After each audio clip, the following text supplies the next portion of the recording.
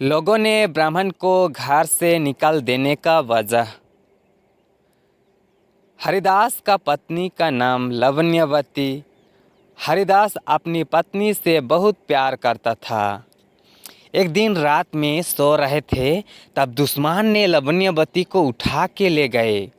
हरिदास नींद से जगने पर हरिदास ने देखा कि उसकी स्त्री नहीं है, तो उसे बड़ा दुख हुआ और वह मरने के लिए तैयार हो गया।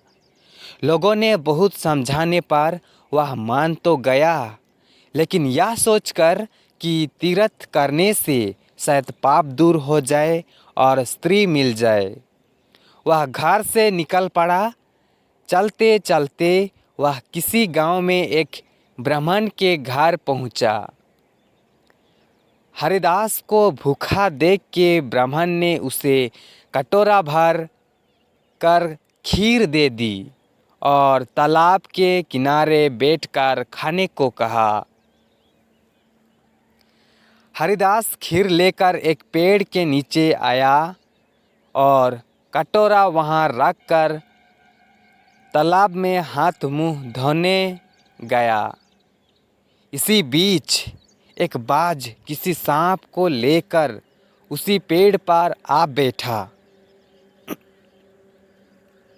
और जब वह उसे खाने लगा तो सांप के मुंह से जहर टपक कर कटोरे में गिर गया। हरिदास को कुछ पता नहीं था। वह उस खीर को खा गया। जहर का असर होने पर वह तड़पने लगा और हरिदास दौड़ दौड़ के ब्राह्मण के पास जाकर बोला, तूने मुझे जहर दे दिया है। इतना कहने के बाद हरिदास मर गया। गांव के लोगों ने ब्राह्मण घाती बोल के घर से निकाल दिया था। गांव के लोगों ने बैठक बैठाए। आखिरकार दोषी कौन, सांप, बाज और ब्राह्मण, इन तीनों में अपराधी कौन है? मुखिया ने कहा, कोई नहीं। सांप तो इसीलिए नहीं क्योंकि वह शत्रु के वंश में था। बाज इसीलिए नहीं कि वह भूखा था। जो उसे मिल गया उसी को वह खाने लगा।